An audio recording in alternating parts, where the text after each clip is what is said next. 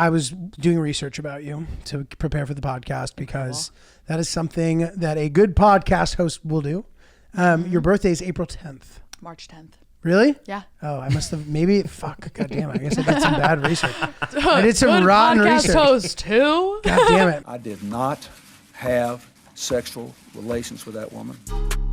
Yes or no? Did you ever take banned substances to enhance your cycling performance? Yes. I had no prior knowledge of the planned assault on Nancy Kerrigan. I am deeply sorry for my irresponsible and selfish behavior I engaged in. Folks, welcome back. Oops, the podcast. Giulio Gallerati, joined by Ryan Lynch. How you doing, buddy? I'm doing all right. Happy Tuesday, everybody. Happy Tuesday, everybody. And today we have a good pal on the show, hilarious comedian, person who is out there hustling, getting it done. Yeah. Please get up for Gabby Bryan, everyone. Hello. What is happening? Thank you. Finally, a round of applause. Jesus. Good to see you. Thanks for having me. It's a pleasure.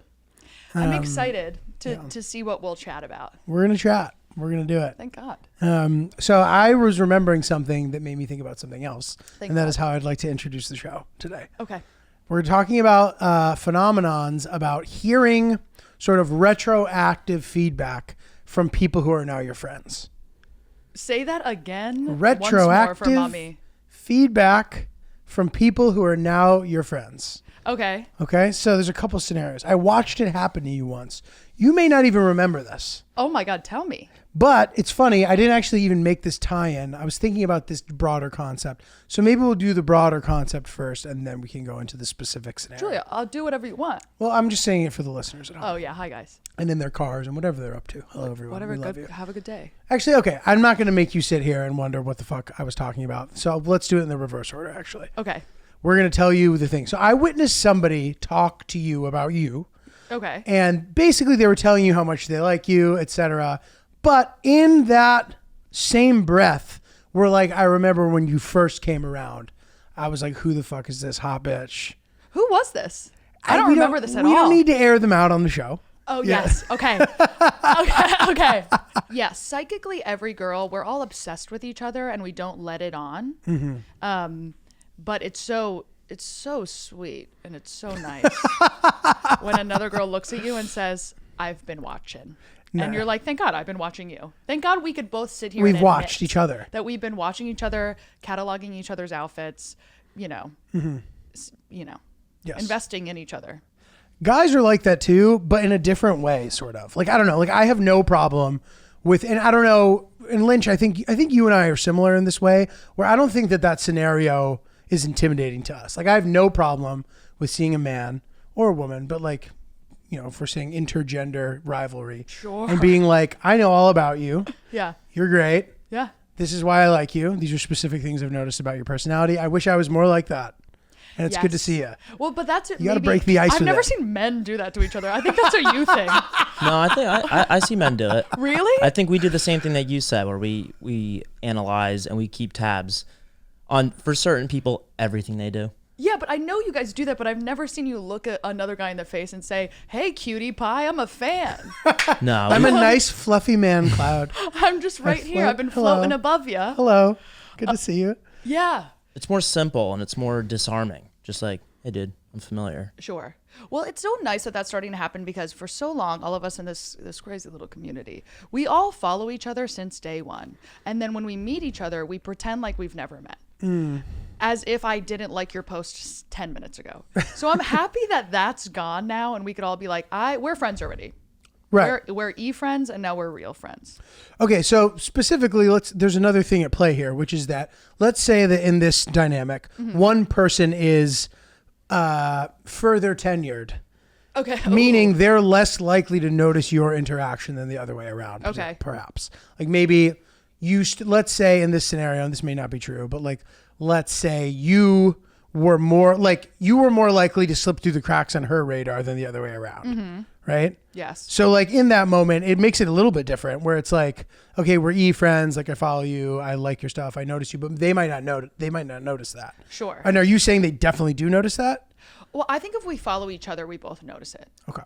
But if the person is a bigger comic or a bigger person in the community and they're like, hey, I love you, or I see what you're doing and God bless, that obviously feels good.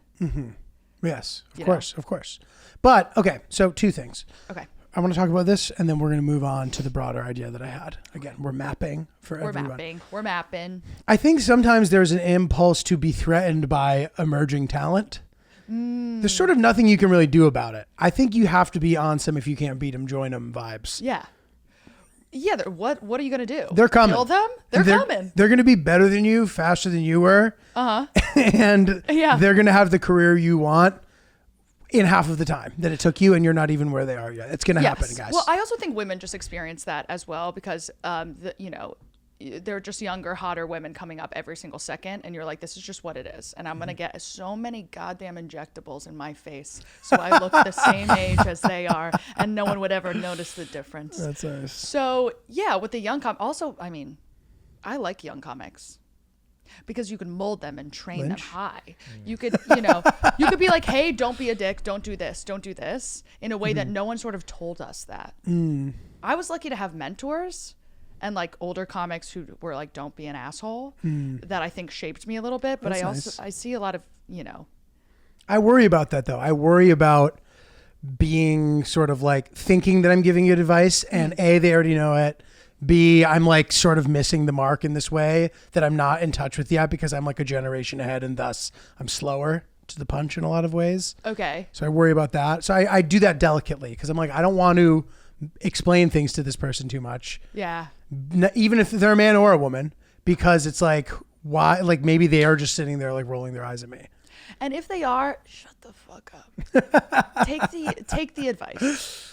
You know better at this point than a younger comic, simply from experience. I should, but I don't. You probably don't know the internet as well because you're old. But you've been on the road, you've been on Netflix, you've done all these things. Like you are able to give advice. If I gave advice, it'd be like, yeah, I've been doing this, and I know how to use TikTok, and that's all I got for you. I stand by still. I will give advice when asked, but I'm not going to just give it. Well, that would be insane if you just looked at a young comic and said, I'd like to teach you something right now. Hey, kid, stick with it. Yeah. Hey, look at you. I get it. I'm in there. They're like, what the fuck? Is this a ghost? Okay, so if somebody gives you kind of like feedback like that, there was a piece of, not like what we're talking about with advice, but our original topic.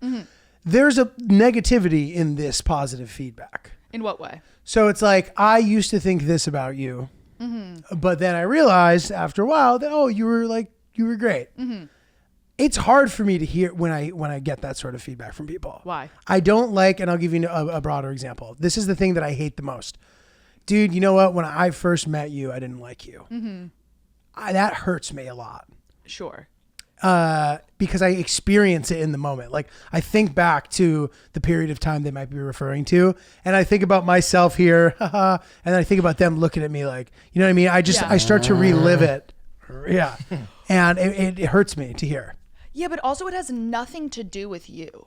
Like it's such a perception thing. A lot of people look at me and think I'm like a bitch just because I'm a girl and blonde. And then I open my goddamn mouth and I'm a piece of bubblegum. So it's like... the visual sometimes doesn't match who you are. Piece of bubblegum. That's true. So it really has nothing to do with you. It's what they're creating in their minds and perceiving of you they haven't even taken one step into figuring out who you are. So it has nothing to do with you. Unless you were like jerking off on that couch in front of them and they're like, whoa, that guy's a perv. But not anymore. Not anymore. Now I like you. That personality. You didn't know I was in the room. Yeah. Do you have a feeling of like, you want everybody to like you, and so it's hurtful for somebody to not like you without giving you the opportunity to like let them know who Giulio is all about? Potentially. That was so cute. That was cute. That was really He's cute. sweet. You're He's really so sweet. I don't want anybody to not like me. Do you like me? So what do you think of me right off the bat? I like you. Thank God. You like me? Yes. Okay, great. You're I'm very comfortable. likable. Thank you. Gabby, I like you a lot, Thank and you I so know that much. most people We do. were immediate Most friends. people do. I'm kidding, but this would be what I'm talking about. We were immediate friends. I felt We like. were immediate We hit friends, it off. you and I. thought. Yeah. And because we know each other like pretty well at this point, I feel. But still, like, I always want to I have this thought because I'm so paranoid about this sort of dynamic. I want it to be very clear to you always that I am not being weird if I like hit you up. Which is like it's a weird thing to have to say out loud, but like a comic like hitting up a girl, like if I'm texting you or something, like I think about, I'm like, what time is it? And if it's like a time. Oh, that's so cute. You're so sweet. You have to understand. Thank you. That's very nice. But I would know immediately upon meeting you if it was creepy. Okay. Like I have also met your girlfriend like so many times and whatever.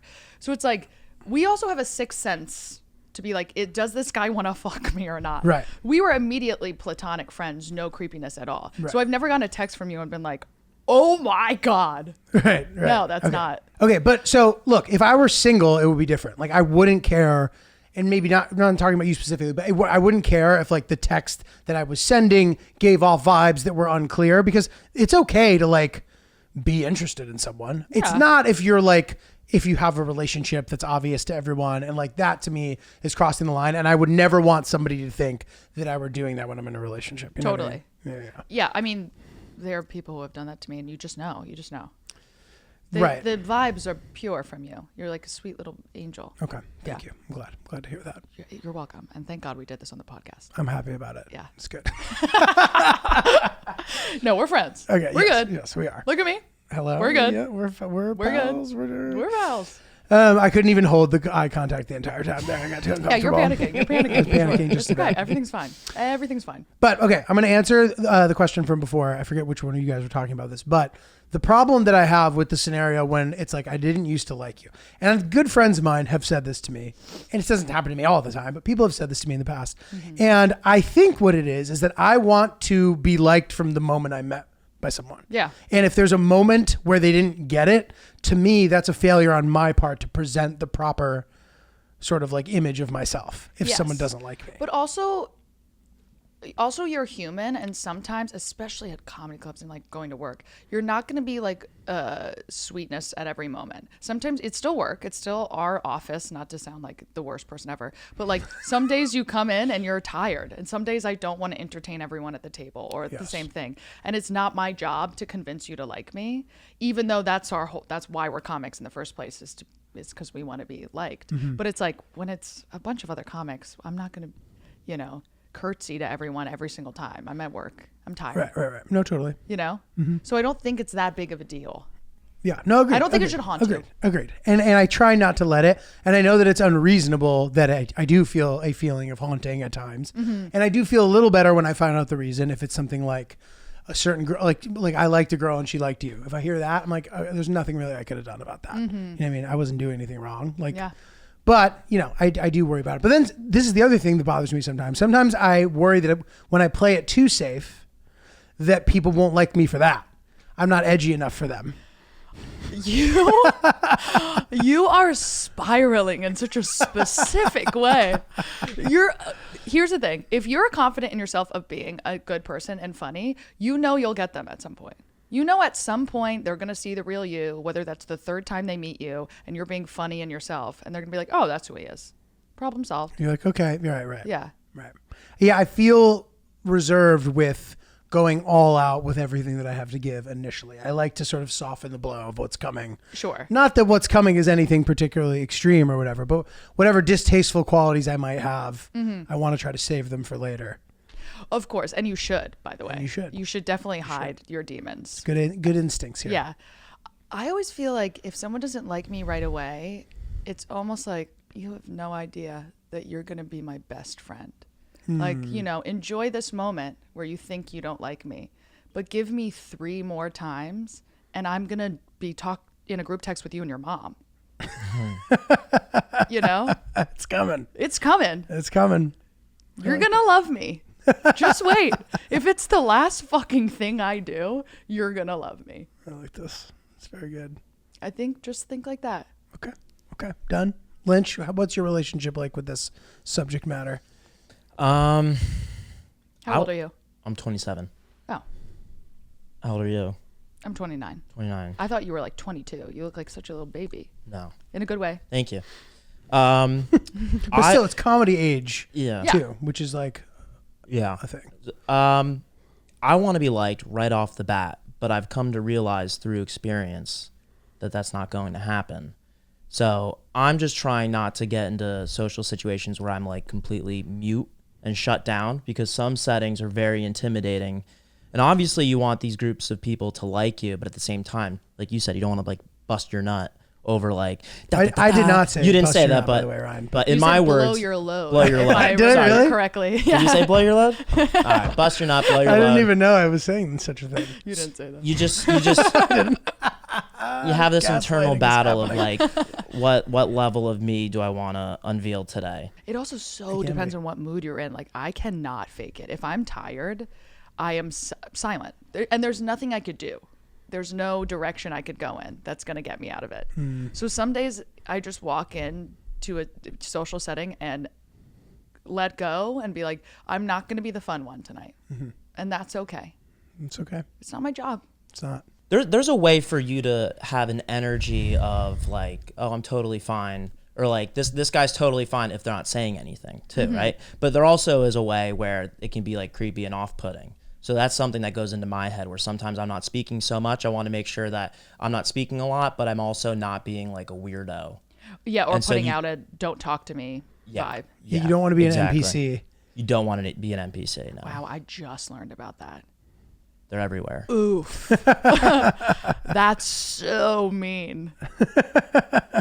Oh my, you saying they're everywhere? Oh, It hurts. It hurts. it hurts.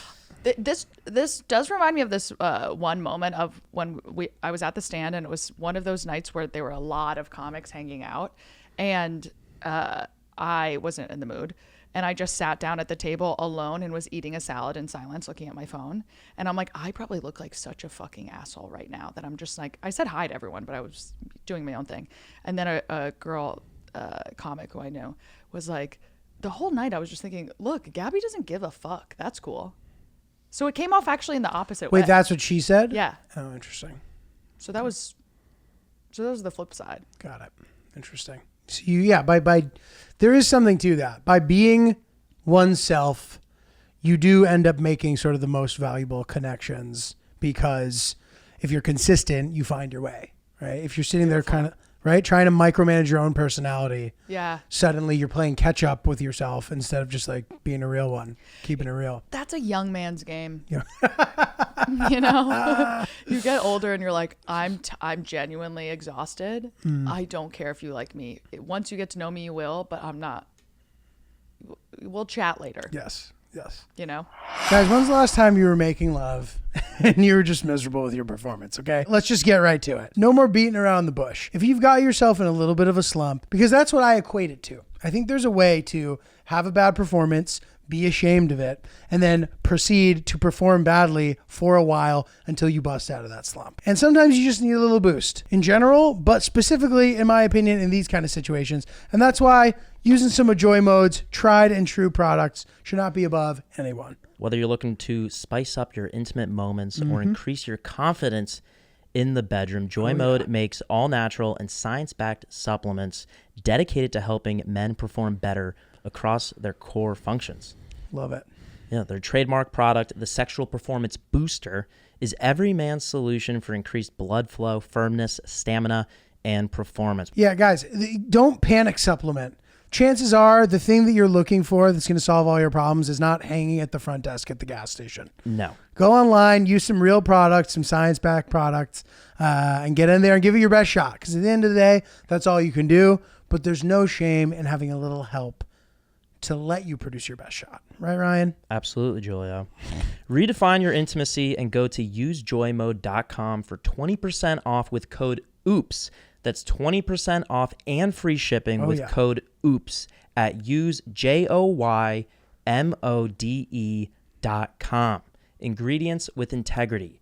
Joy Mode. I was doing research about you to prepare for the podcast because that is something that a good podcast host will do. Your birthday is April 10th. March 10th. Really? Yeah. Oh, I must have maybe. Fuck. God damn it. I guess I did some bad research. I did some rotten podcast research. host too. God damn it. Well, wait. It must have been one of those AI generated things, or maybe I just literally. I have a read lot it of wrong. those for some reason. If you Google my name, there's all these weird bot articles about me that I don't know how they got out there. They all think I'm married to Zach Senior, which is Who's that? my best friend, my Ah, podcast yes, co-host, yes. who's gay on black. Couldn't be more Yes. gay. Is immediately gay. So they're saying that we are married and we are in a long-term Really? marriage and we have a Oh, that's child that funny. we keep out of the public eye. Like there's this funny. narrative for some reason. I don't know. Well, that's the same as the net worth. Like if you Google my net worth, some like preposterous number comes It's up, insane. Where I'm like, bro, I have like Bro. the opposite of that amount of money. Yeah. I have student loans. Like I'm not, you know what I mean? So it's like, but all right. So far I'm 0 for 1 with my research. But let's see if we can nail it on number 2. Okay. Number 2, you have a twin? I have a twin brother. You have a twin brother. Yes. That's crazy. He's a real estate agent. I found that out as well. Yeah. I looked it up. Shout Very out, cool. Colton Bryan. Wild. Yeah. I'm very curious about twin stuff. Okay. About the whole like kindred spirit theory, about like the connection. Is there something about it? Is it what they say it is? Yes. But we're not identical. Obviously, he's a guy. Does that make a difference in twindom? I think so. Because you're not the same egg. And if you are fraternal twins, Yeah, you're two different you're separate eggs. egg and sperm. But if you're so sick, so sick. But if you're identical twins, you're a fertilized egg that's split into two. So I think that's a thing. Interesting. So in theory, it's a stronger bond. Yes. That being said, me and my brother have like a very like emotional connection where he would beat the shit out of me growing up, and then I would tell on him, and he would cry, and then I would cry. Oh wow. Do you know what I mean? Yeah, it's sort of like an emotional connection that's so strong that it's like a physical connection. Yes. So him crying makes you cry. Like type thing. extreme empathy for each other. Right. That being said, we're total opposites in a crazy way, where he's very shy, very reserved, has a tight social circle, has a normal job, whatever. I'm obviously a psychopath. Like he lives in Hoboken, I live in Brooklyn, and that really says it all. That says it all. Lynch once lived in Hoboken. And how was that for you? It was good. It was good, but I live in Brooklyn now. Yeah, I like it a that'll lot happen. more. Do you- Lynch is both of you combined. Yeah. Oh, that's so beautiful. You kind of look like both of us combined, honestly. Yeah. You look like our little brother. In very, very rare cases, different genders can be identical twins. Interesting. And in Really? the scientific world, it's referred to as Momo. Momo. Momo. I can't believe they named that Momo. Yeah. That sounds like a Yorkie dog. Yeah. Why is it Momo? Momo. Momo, come here, Momo. Oh, let's see. It is the abbreviation make for sense. monoamniotic. Monoamniotic. Monoamniotic. You give it a try. Right? Monocrononic. Where's this? Where do you see a C? Wait. I was looking there. Monoamniotic. But what? That's a different word. Multiple words here. Monoamniotic. Okay, audio listeners are fucking dying for this. Chorionic. Momo at its core. Momo. Let's just Yeah. say Momo. That's crazy. I don't even get it. How do you split an egg into two? And then that is... I mean, listen, this is not a science podcast. We don't have to go into that. You're We correct. do not. You're correct about that. Just We are Momo. fraternal. We are fraternal. We look very similar. He looks like Justin Timberlake, kind of. Oh, interesting. And I look Yeah, like that is true. Justin Timberlake, kind of. Very slightly. Yeah. Less so. Less, I would say Okay. less so, but not far off. Not far off. Yeah. JT in the If house. you remember those, Plug your tour. yes. Remember growing up and you would put in a picture of you and a celebrity and it would combine to see what your baby Yeah. would look like? That was awesome. by That the was a way. fun one. That was awesome. If you put me and Justin Timberlake together, it would be you. Yes, correct. Nice. Lynch Yeah. is your offspring. You're my son. Thanks, Mom. Well, because the twin thing is so serious, like when I discovered that you had a twin in my hours-long Hours journey researching of you, reading bot articles. of reading broad articles that have incorrect information, I saw the word posthumous pop up, and I was like, oh, I need to make sure he's alive before I bring this up because they're twins. What's posthumous? Like when somebody's dead, they put something out. And I think there was another person who had the same name as your brother who may have died or maybe, I don't know. It was a keyword Jesus. search. I know. So I made sure he was alive because He's I knew alive. how painful it would be for you if I were to bring that up, given that he's your Could twin. you imagine literally 20 minutes into the pod, you bring up my dead twin? And you just And I'm like, you begin to gently I weep. was. No, he's doing amazing. You know, he's selling real estate in New York and Miami. He dates a Guido hairdresser who does my hair extensions for free. A man or a woman? A woman. So I'm loving him. I'm loving his lifestyle. It's phenomenal. Yeah. You hang out a lot? Sorry. But like once a month.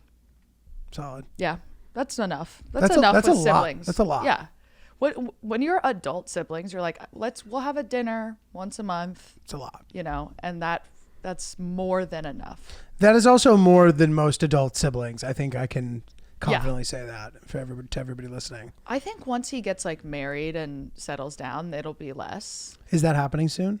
We'll see. Stay tuned. Okay. Stay tuned to keep updated on my bot websites, and they'll update it. Yeah, I'll make sure to get in Dead there. twin comes back to life and marries Italian hairdresser. Gabby is thrilled. Gabby's thrilled about it. Okay, so how's your personal life? How's your dating life gone? My personal life is fine. I feel like I don't have one. Do you go out on dates a lot? Every now and then, but I'm so not into it right now. I used to be so boy crazy, as we all once were. And Lynch and I spat me there. and Lynch was boy crazy. I was boy crazy. But now I work every night, and it's when you try to date as a comedian and you get off work at midnight at least, you really sound like such a goddamn hooker trying to go out with these guys, being like, I can meet you at 1 a.m. and I have my car, so I can't even drink. You know, there's nothing easy about it, and I refuse to go on a coffee date. I'm not that Agreed. girl. I don't think I ever Why? did that. What are we going to talk about? It's just Business? boring, yeah. International business over a latte? What do you talk about during the day? It's hard to also really sort of like put the shoulders back and lean into relax. the charm.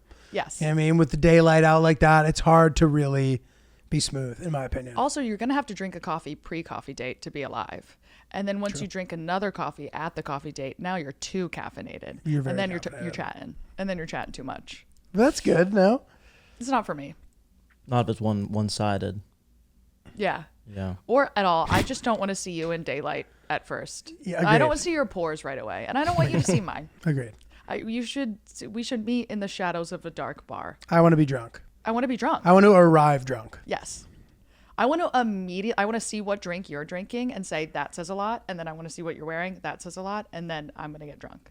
Have you ever left a date before it was over? No, Same. I've never done that. I think ultimately it's because I love people and I love getting to know people. So even if immediately I'm like, you're disgusting, I would never, physically at least, I still want to know about your life. Yeah, fair. I still want to be friends, not active friends, but I want to ask you questions. And Totally. it turns into more of like a documentary at that point.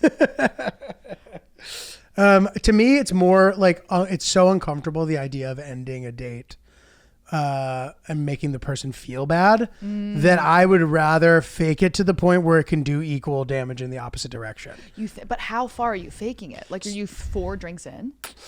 Well, the drink, like maybe, but like the drinking itself is not necessarily emblematic of the faking. Like chances are I'm down to drink heavily on this anyway, but it could get to the point, not to toot my own horn, I'm sure it's happened in the other direction as well, but I can envision scenarios in the past when I've been on dates where the person that I went on the date with would have said it went really well when I knew it would. Listen, That's fucked up. That's a fucked up thing to say out loud. it's not, because you're still playing the game of being on a date, which maybe makes you more of an actress than anything else. But at a certain point, you're like, well, I want to have a good time and we're on a date, so I might as well pretend like I'm having. What are you going to sit there bored? Like, that's worse. If they think it was great and then it fizzles off, that's better. I agreed. I'm putting right? on a full show on a date. Full show.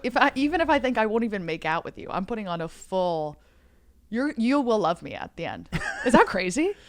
No, it's good. That's a fun, nice thing. Maybe it's like the fact that we're performers. Maybe that feeds into it, or what we've been talking about, this like thirst for validation. Yeah. I don't know. Or just not allowing any awkward moments.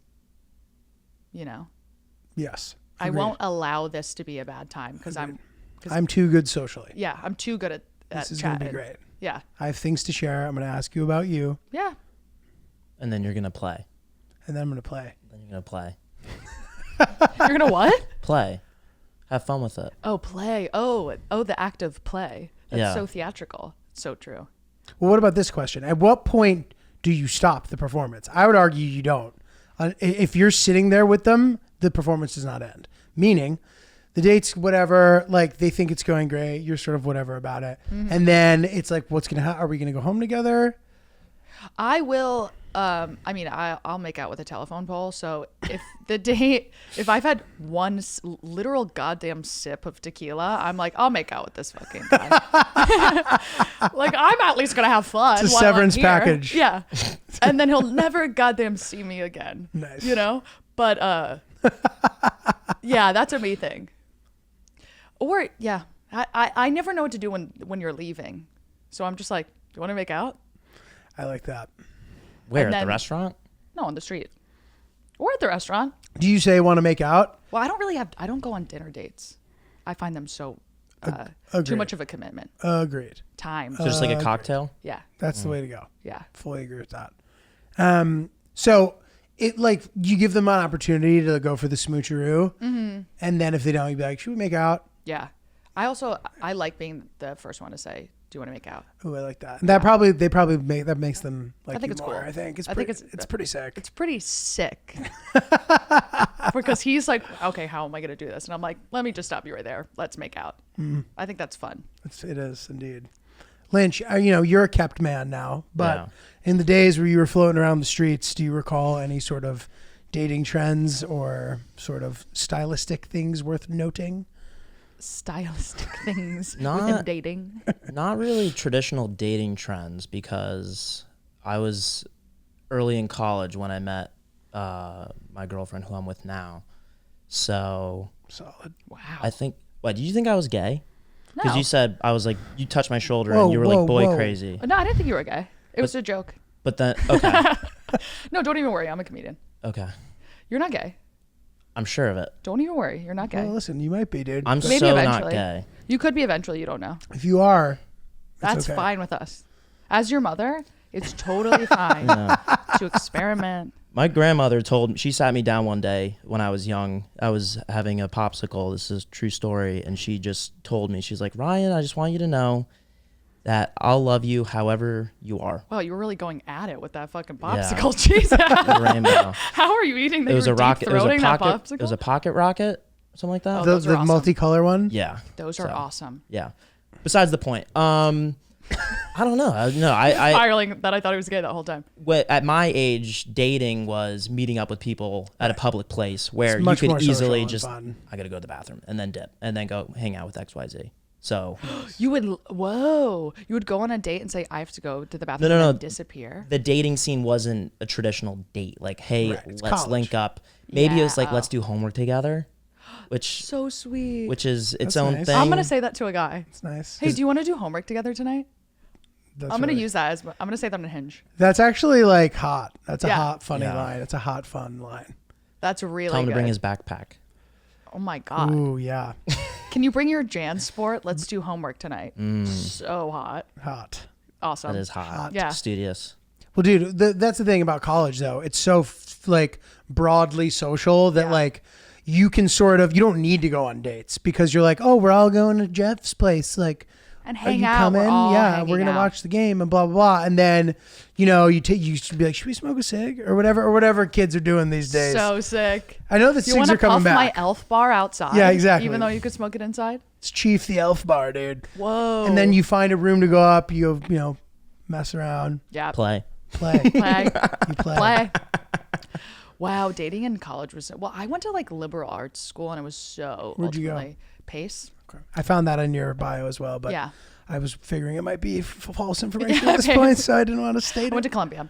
No, I went to Pace, and I went to school for theater, so everyone was literally gay. So there was not a lot of fooling around. Unless I'm sure the gay guys were going buck wild, but not me. So, but you talk about in your act that you are bisexual. Yes. How, like, where does that sort of fit into your big picture of dating or whatever? Well, I dated a girl for a while and it was cool, but dating a girl is very, film noir. It's so like French at its core. And it's so much more complicated. I love the idea that it's so film noir. That's amazing. It's just all like every scene is in black and white, generally.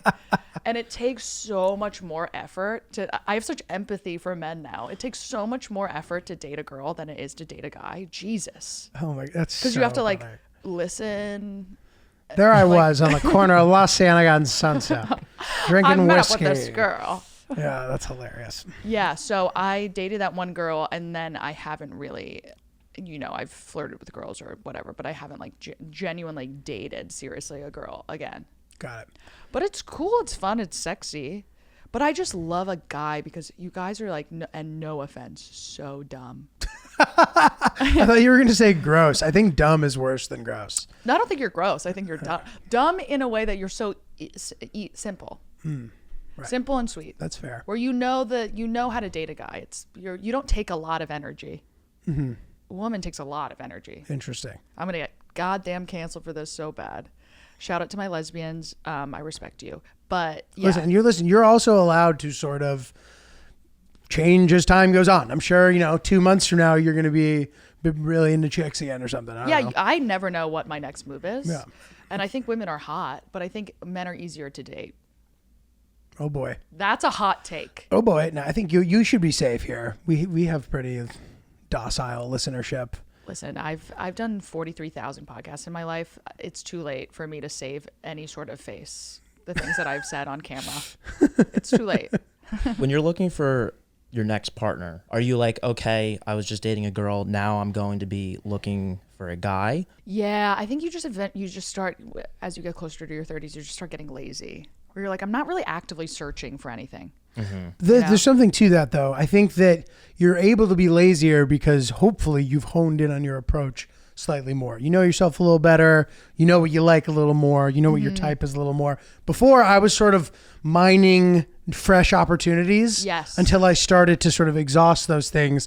I realized what type of smells I liked. I realized what type of bodies I liked. I realized what my type was more and more as time went on. Yes.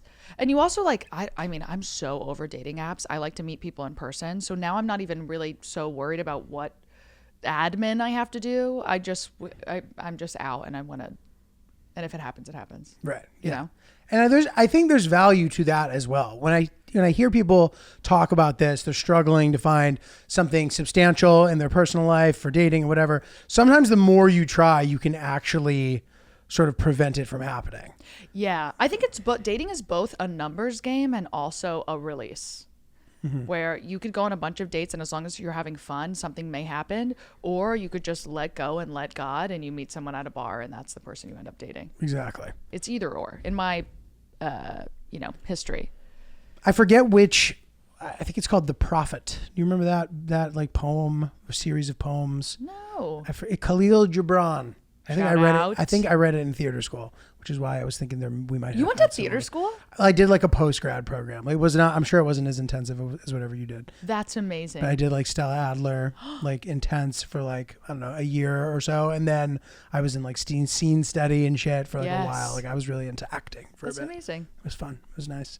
But one of the poems talks something about like the foundation of a building or something. And it's like, if two columns come too close together, then the building won't be able to survive. So I think the idea of that is like people need to be themselves in order for a relationship to work out. Yeah. And I think that can apply directly to just a single person as well. Like if you stray too far from like what yourself really is, you have like an unstable foundation. Yes. So if you just like go live your best life, give yourself time to have fun and go do things that you want to do, like you'll naturally find people that make sense for you. 100%. And Someone also, for you everyone. two are in relationships, but like I feel like at this point in my life, I'm enjoying being single so much and it feels so nice. And I have such a peaceful life where it's the first time where I'm like not sort of desperate to get into something. I don't even want to. And I'm having a lot of, I've dated a lot of codependent people. So by the time that I'm single and only able to focus on myself, it's so fun. You do well on your own? Yes.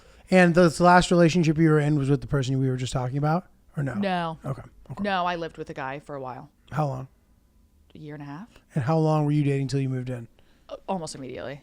Oh wow. Oh yeah, I'm a psychopath. Hot. He moved in like 3 months in. Wow. Yeah. Were you a Pisces? Yeah. Not that I really don't know much specifically about that. Don't lie. I know. I'm just trying to compare it to the other Pisces people that I know and see if there's parallels. Yeah, if I fall in love, I fall in love like quick. And also he lived far away, so I was like, it just makes sense for you to move in. Did he move into your apartment? Yeah. Do you think that was like negative in any way, or like in retrospect that had nothing to do with it not working out? I think it got too codependent too quick. Got it. You know. I did not mean to lead the witness there. I didn't have preconceived. Leading the notions. witness. No. Objection. It was objection. Hearsay. No, it was it just expedited things too quick. Okay. But that was my lesson. That's very nice. That's a Yeah. nice lesson I've learned. I think beverage baby is the new term for you. You have 3 separate beverages. And I'm taking that you are cycling and I'm going through. around. And I'm impressed to watch the way that your approach. Yeah, thank you. Okay. I have a specific question for you. I'm sure it's a topic that you don't like that much potentially, but not elephant in the room, but like it's obvious to me, and I've wondered some certain things about it. I know you have a prominent artist family lineage. Mm-hmm. I don't mind talking about it. Okay. I think people think I mind talking about it. I think I only think that because I know somebody specific who is annoying you about it, but he's annoying. He is annoying. So like that is okay. That has nothing to do with the topic. Okay, good to know. Yeah, and I also think you go and I'll say what I'm No. saying. I also think I've gotten a lot far enough in my career that I feel comfortable talking about it because I've done so much on my own. Yeah, But totally. it's fine. It's fine. Okay. So a couple of specific things that I'm curious about. If somebody is born into a family where one of their parents has sort of like a cool and successful career. And I don't think cool needs to be specific to art. Like I've seen people with prominent parents sort of struggle to decide what to do with their lives in a way that seems unique to me. Mm-hmm. So I kind of wonder about that. So I wonder, like, when you were deciding that you wanted to be involved in the arts, was that decision easier because you sort of came from that background and didn't seem as intimidating, seemed more realistic?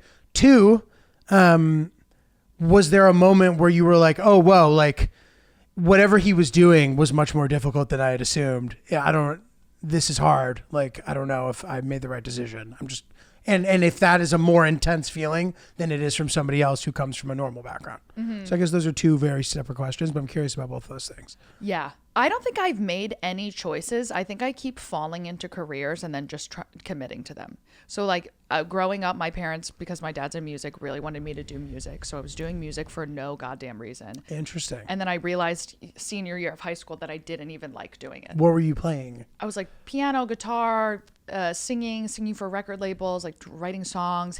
I hate it. Are you able to do all of those things? You're not good, but enough. I have a pretty good voice. Do you have any bangers like sitting around? No. Can you read sheet music and just play? Not anymore. I completely lost this. Wow. That's crazy that it's like a real language. Yeah. Damn. Because I started playing, me and all my siblings started playing when we were at 5 years old, like started playing piano. But I think my dad, because he's a classically trained pianist, had such insane, like strict practice structure that he said, do whatever you want. And you don't have to practice all the time. And then all of us are bad at piano. Like he should have just repeated. His parents are like Mozart's parents. They're like kicking the shit out of him. Exactly. But 12 hours a fucking day. Just like Northern Jersey Jewish parents being like, you're such a fucking disappointment if you don't practice 10 hours a day. And then he was like, you guys do whatever feels good. And now we're all bad at it. And it's like, well, you probably should have followed the same recipe. Interesting. None of you play anymore. I mean, I know twin brothers in real estate. He can't be playing that much. No, well, I mean, when we're home, like there's pianos in the house, and we all like fuck around and you'll all like, simultaneously play. Yeah, that's very fun. It's cute. It's ridiculous. Christmas caroling. Yeah. Your dad's fucking ripping it. Well, we're all Jews, but we celebrate sorry. Christmas for fun because it's better than Hanukkah, famously. So we sort of do remixes of Christmas songs in the tone of Jews. You're classically freestyling. Yeah, we're freestyling Christmas carols. So yeah, I did music for so long, and then I realized I didn't want to do it, and I was like, what else can I do? Like, and my parents were like, we don't really care. And I was like, all right, I guess I'll try acting. Like, they should have been like, do international business, you know, okay, be a got it, lawyer. got it, got it. But they were like, oh, just whatever. So it was why? like, How did acting pop up? Were you like, this seems out cool? of nowhere? I You're was like, "Yeah, I'll try cool." it. I never had done a play. And then I went to college and I accidentally got into an experimental theater major. How do you do that by accident? I just wasn't paying attention and no one was watching me. I was raised like a fucking wild dog. My house was a frat house. Like, no one was paying attention. Wild dog. It's a shock. It's shocking that I would like study for school because my parents were like, let's go party. It was insane. So experiment. You were doing like a one-person show as a condom. yeah, like I am fully. a condom. I was like dressed in all blacks, doing like a Southern accent, nice. but it's like a modern version of Shakespeare. Like, it was atrocious. It was horrible. Nice. And I just got there and I said, it's okay, I'm doing this now, and then I'll be doing To be this or not to be, y'all. y'all. I love that. It's really fun. I'm Hamlet, y'all. Well, okay, but was that a product of like, you know, you're a kid, you think acting's cool, so Yeah. you're like, oh, I'm just gonna be doing acting, and it's cool. Like I'm cool. I'll just go be cool. I don't know. I don't even know. I Yeah. genuinely look back and I say, I don't even know how I made that decision. It had nothing to do with anything I did. But I was just like, let me do something that's performance adjacent. Mm-hmm. And then the same thing happened with comedy, where I've always like been a fan of comedy, but I just, my like sketch collaborator moved to LA and I was like, oh, I guess I'll try stand up. And then I just have done it until now. How long you been doing it? 8 years. Oh wow. Yeah. Okay, and I have so many questions. Okay, so your mom, what was she doing when you were growing up? My birth mom is a jeweler. Okay. I was raised half bougie, half white trash, famously. Got it. So sort of like a Hannah Montana lifestyle, but my aunts had no teeth, and then I went on vacation with my dad. So, but your mom's side of the family was the White trash. Got it. Yeah. Got it. But she was a self-made jeweler. She was, I mean, yeah, in that she worked as a jeweler, but she didn't even. But and not to like act as if this. I'm just trying to be specific. She Yeah. like worked at a jewelry store. Yeah. Okay. Normal person. Cool. And she and your dad met before he In high made a bunch school. of money. Yeah. Got it. They met in high school, and then they got divorced when I was like 10. Okay. So she's very hippy dippy. You know, all my aunts were like smoke cigarettes inside with not one window open. Sick. Like, that was the vibe. Yep. And then my dad sort of, you know, made it young and did well. Cool. Married my stepmom, who's like very bougie, girly. You get along with her? Yeah. She's a painter as well. Very cool. So everyone's sort of in the arts. Very, very cool. Yeah.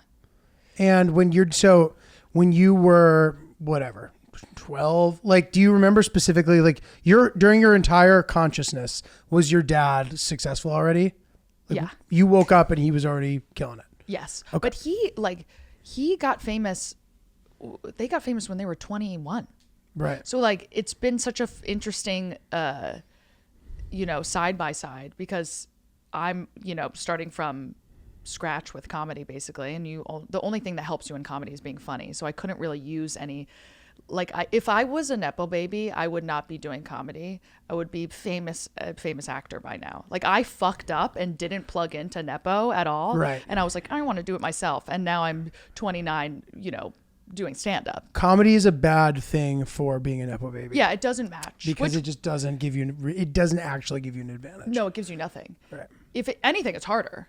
And by the way, everyone's your judging. dad was in Bon Jovi, right? Yeah, he's in Bon Jovi. Okay. He is in Bon Jovi. He's in Bon That Jovi. is a current statement. He's the keyboard player of Bon Jovi. Yes. Sick. Amazing. It's cool. In a way, it's nice because you get to sort of like enjoy all the cool things that come with that with having like the very slightly lower profile, right? Yeah, And if your like, name it's not literally like he's had Bon John Jovi Bon in it. Jovi, Right. and my last name is Bon Jovi, and I can't even get on stage. Right. Like, no one really knows until you Google. So that's nice too. It's That amazing. must be nice. Yeah, It's yeah. great.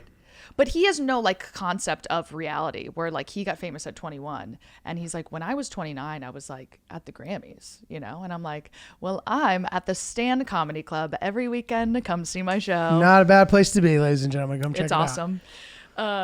So yeah, but it's nice to have, like, the first time I played a theater opening up for Hannah Berner, my dad called me and was like, so finally we could talk about this. Like, what's it like to Hilarious. play for that many people? Like, you're the only other person I could, Oh, that's you know, fun. like, That's a fun and there's moment. we could relate to each other in that way. That rules. Yeah. When he was like on the road and stuff, like, was that difficult? It seems like you guys have a pretty good relationship. Would you give him a good grade as a dad? A+. Wow. Yeah, he's amazing. And did you how was he able to pull that off? I'm selfishly asking because I get anxiety as my career continues to As progress. it grows and grows, baby. As it grows and grows, I worry that I'm not going to be a present and active parent, and I want to be, and I want to figure out what that looks like and how to do it. My dad calls me every single day to this day. And even if he's like truly halfway across the world, he will call both of us every single day. Wow. Yeah. So Always. and chat for, I would say, too long. I say, I need to go. I gotta go. I talked to you yesterday. Nothing's changed. So he was really good about that, but also like, he was away a lot, and we lived with my stepmom and my nanny, who was 3 years older than us.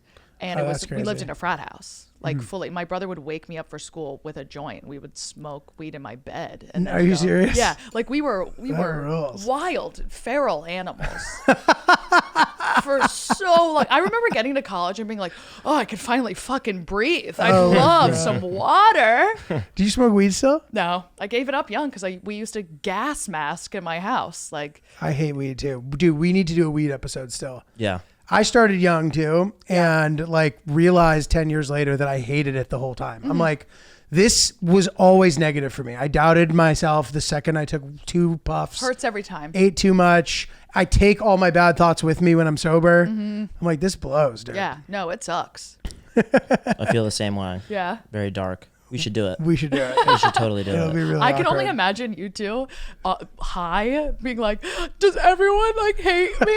Or spiraling, a double spiral, fucking full tornado in We here. could spiral. Yeah. Big time. Full fucking spiral. Love to. It'll be nice. It'll be good for the listeners.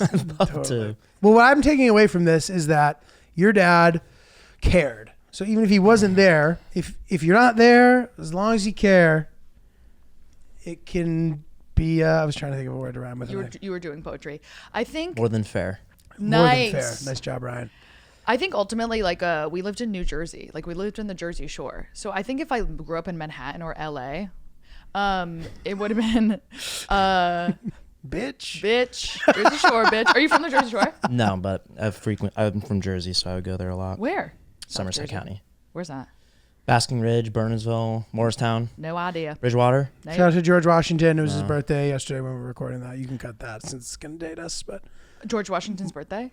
the President's Day is George Washington's birthday. Is it really? G-Dub. I'm obsessed with Martha Washington. Really? Tell me Yeah. more. There's actually, I recently found on the internet, there's a team of forensic anthropologists who just recreate what women in history looked like Wow. to see if they were hot or not. And there is a picture of Martha Washington online, and we reference it all the time. Pull it up, Lynch. That's their sole purpose, is to see whether or not they're hot. I mean, I could only assume that's really what they're doing. Like, they filled in her décolletage and she's wearing an off-the-shoulder top. Like, you're trying to figure out if Martha was hot. Yeah, they raised us in Jersey, so it's like maybe if they never went big Hollywood. They're like normal Jersey guys who just stayed in Jersey. Like, I've lived in the same house my entire life. That's sick. You know what I mean? So I think that and I went to the same school with the same kids. No one gave a fuck. Like, That's nice. It was so condensed and consolidated that it was never a big deal. So it sounds like they never really got too caught There up. she is. Let me see her. Okay, Martha, I see you. Martha pulling through. She kinda looks like my dad, a circle. She looks like my dad looks like all these sort of like historical women. Like he looks like Ayn Rand. Ooh, she should have got her Martha W. her buccal fat out, in my opinion. Yeah. Sick, dude. I like how your dad looks looks like like my a dad. Renaissance woman. Yeah, that looks like my father. It's crazy. He texted us the other day being like, I look like Ayn Rand. I was like, okay, dude, sweet. My dad also looks like a woman at that Really? house. Sick. Yeah, That's he looks fire. like a beautiful woman. Nice. Yeah. That rules. Yeah. Okay, so I'm gathering some trends here. So they got big and whatever, but they kind of kept it real, and it never turned into something where you were kind of thrust into some like fancy New York City ecosystem of No, I was in misery. my same shitty public school my whole life. Oh, that's cool. With all my friends that I grew up with are cops and nurses. Cool. Like, it was normal. Very But cool. also they all had kids because they're all the same age. They all had kids at the same time, and they made like a rule, like no kids in the spotlight. So it sort of kept us all. Oh, interesting. They all made that pact. Yeah, for the first generation. The second generation is a little Interesting. more on the Was a spotlight. little more. Was there ever a moment where you were like full of yourself about it and thought you were better than people because your dad No. was sort of like at the upper echelon of society? I was so goddamn ugly growing up. Really? Yes. That and That I grew up explains with a lot. all Italians. All Italians? Nice. All Italians, We're little good people. Guidos, tan, big tits, ass, curly brown hair. I was such a goddamn alien demon ghost, Interesting. beauty standards wise, where I grew up. People weren't So- into your look at the time? No. Wow. Yeah. And I didn't get hot till I was like a senior in high school. Thank you. Same, by the way. Not that I'm hot now, but I did very poorly Listen, until senior year. It was so. bad up until then. And then you wake up one day and you're like, uh-oh, I'm going to be a bitch. Do we give off, Lynch, people who got hot late energy? I'm not saying I'm hot now. I'm, You can be confident. okay. Do we give off people who got hot late, who became fuckable later energy? Exactly. Okay, leaned in a little far on that one. One fuckable. Yeah. No, I'd say you both are very good looking from the beginning, Thank you, Ryan. That's Really? very and I nice. mean it. I really very mean it. I'm not nice. just saying that. Oh, But you're Yeah. you're accessible like an ugly person. thank you so much. But that's what I mean. Like she's That's it. obviously not an Thank ugly you. person, but like, you know what I mean. Like sometimes you can tell from a person, I'm gonna make that my Instagram bio. Accessible like I'm an ugly bitch. but you can tell if somebody went through a period of their life You could tell personality. where they weren't like where people weren't trying to have sex with them. It can really build character. It really does. It makes you fun at your core. I think so too. You also like if you've been hot forever, you sort of lean back and you're not really. I'm really like, hi, how? Tell me everything. Tell me everything. And that's an ugly girl at her core coming out, being like, I need you to like me. Right. This is a trick to get you to like me, to get you to talk about yourself. Yes, exactly. Because if I talk about myself, you're not going to want to talk to me. It's Yeah. sad. That. That's sad. It's sad. It's very sweet. I have gotten that actually on, I don't know if this is going to sound bad or not, but I have gotten that on dates before where guys are like, you do not act like other hot girls. And I'm like, in what way? And they're like, you're talking a lot. And I'm like, oh, are girls sitting on dates fucking silent? What's going on? This one guy was like, yeah, other girls just like take a lot of effort. I'm like, oh shit, should I be pulling back? No, keep being yourself, doing you. I wish I was mysterious. I wish I had an element of mystery, but I just don't. I think you do to a degree. Really? Like maybe, I don't know. Like If you say maybe, I don't know, that means I know mystery. all right, but like I'm comfortable like just talking to you and fucking around, but like I think you have it to some degree, and I will say even just having it initially is there's value to that. If you never have it, whatever, but I think you have some initial mystery. Like I remember during like the pandemic comedy turnover where like suddenly there was a million new comics. To me, you were one of them. Like you you sort of like appeared on my radar during that time. Like, Okay. I didn't know about you before. Whatever, Yeah. wherever you were, we were what's Ships the, in the night. Ships in the night. So I remember knowing about you probably before you knew who I was. And I remember thinking like, okay, I had like an idea of people who I didn't know, and I'd see you and I'd be like, okay, like I know who this person is. This is my opportunity to make my first impression. I'm going to sit here deal. and be nice, which is kind of bringing this episode all the way around. I kind of forgot about this. Yeah. And it was interesting to see what you were really like and all that stuff. So That's so funny because I feel like I've been around haunting these streets for so long. yeah, no, I mean, same, but it is interesting, just the ebbs and flows and all that shit. It's cool. Well, after the, right at the pandemic, I got passed at the stand. So I was there all the time. And that's when we all sort of. Cool. So one final question here, Gabby. Okay. Before we let you head off and do your thing. This was this podcast was very different than I thought it would be. Really? Yeah. Oh, that's fun. It's really sweet. It's like sweet conversation. Oh, thank you. That's It's very like nice. pretty chill too, It's right? really chill. Yeah.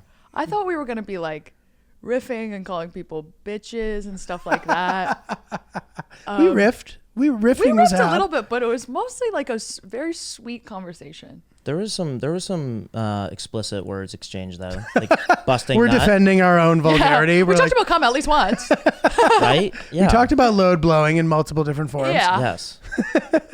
Okay. Well. Okay, one last question. It's been great having you on. Thank you for Appreciate having your me. talents. Thanks for coming through, pulling up, hanging. You know, here you are in stride in the middle of your comedy career, hitting it, letting her rip. What are your goals? And if goals is too specific, what do you envision for yourself for the future? What do you hope for? What are you trying to get done? Here's what I've realized. I genuinely don't care. And that sounds bad, right? Because all we are taught in this game of big Hollywood is to run towards a goal and be specific, and you have to know your brand and blah, blah, blah. After doing this entertainment basically since I was like 16, right? I truly do not care where I land as long as I'm having fun every step of the way. So if I end up, you know, doing the headlining thing and I'm enjoying it, great. I would love my you know, specific thing I'd like to do is like host travel shows, which we talk about all the time, and like do a sort of an Anthony Bourdain thing. I'm gonna kill myself. No, but that being said, if I move to a small town, open a shop that sells moisturizer, and I have a bunch of kids, that's also fun. I actually don't care. All that I care about is drinking martinis with my friends. I like that. That's nice. That being said, I have a podcast. Please promote whatever. I have a podcast called Le Podcast that I do with my best friend. And it's real slumber party energy. That's available everywhere. And you can find it on my Instagram. Very fun. Okay, I'm not letting you off the hook that quickly. Okay. So you truly believe that, so at this point where you have moved to this town and you're selling moisturizer, your friends what if your friends aren't in the town?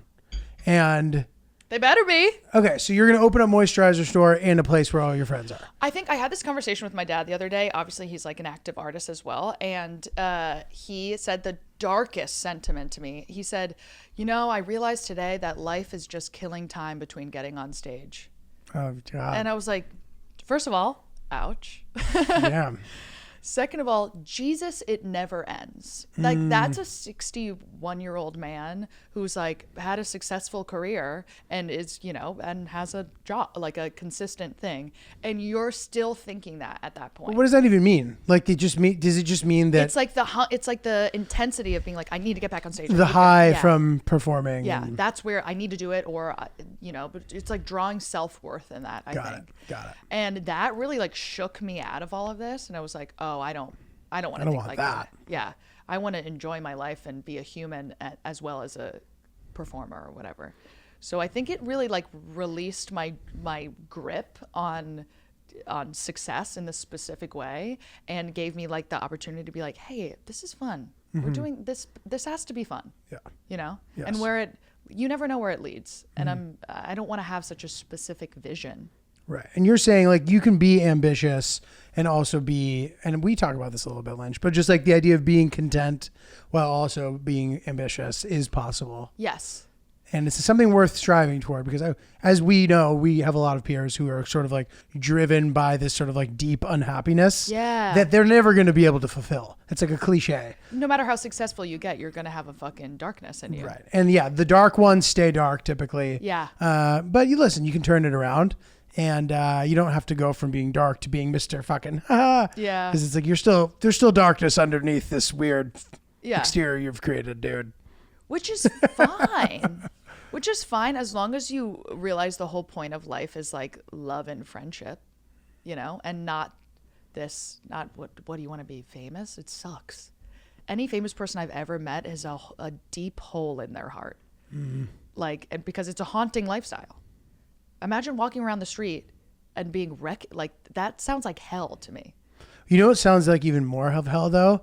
Imagine you walk down the street and you're constantly being recognized, and then eventually that stops happening. Oh, Jesus Christ. By your fickle fucking fans who heard something else and looked the other way and forgot Yeah. that you were standing over there. I want to be a ghost for for the entire day until I get on stage, say some dumb jokes, and then go home.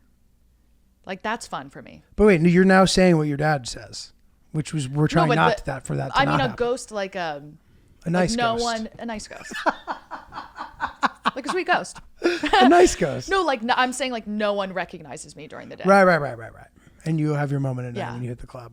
But also, like, there's nothing better on your night off of not doing comedy and having a dinner and saying, oh, this is how everyone else lives, is just having a beautiful dinner with their friends and I know. martinis. And you're like, fuck, this rocks. Turn it up. Yeah. So how do you juggle, like, I want a creative job in some form and fashion. I want creative freedom, which comes with success, right? And money. But also, how do I, like, have a complete balance with being a normal human being with a life and eating pasta dinner? Yeah. Okay. We need to talk more. We need to keep going. Unfortunately, guys. I hope you're okay with that. No, it's fine. We've just I have nowhere to be. unlocked something important. Okay. Okay. So how does one do that? Yes. I am constantly looking for the answers to that because while I've in the past few years leaned very heavily into my life revolving around the comedic schedule, I still have a lot of normal friends. My lovely partner, Hill Dog. Stunning. Hill Dog? Thank you. Stunning, Thank by you. the way. I appreciate it. I agree. She's wonderful. And she has a more conventional schedule. A lot of the people in her life have more conventional schedules. I love a lot of her friends very much. And I'm constantly sort of thinking about this and how I'm going to make it work or not. And I don't know that I know the answer, but like, I think that in order to do it, at least for me, I need to be okay with missing some weekends because I'm going to go to weddings. Yeah. And not being so obsessed with like working and FOMO and like committing to some of these things that make me happy in my personal life and hoping that I can figure it out in my professional life. 100%. And I also like think your performance style and mine is a little similar in that it's really based in like joy, I would say. Interesting. Yeah. Like you're like giggling on stage and Okay. your This. topics are lighthearted and sweet. Thank So you.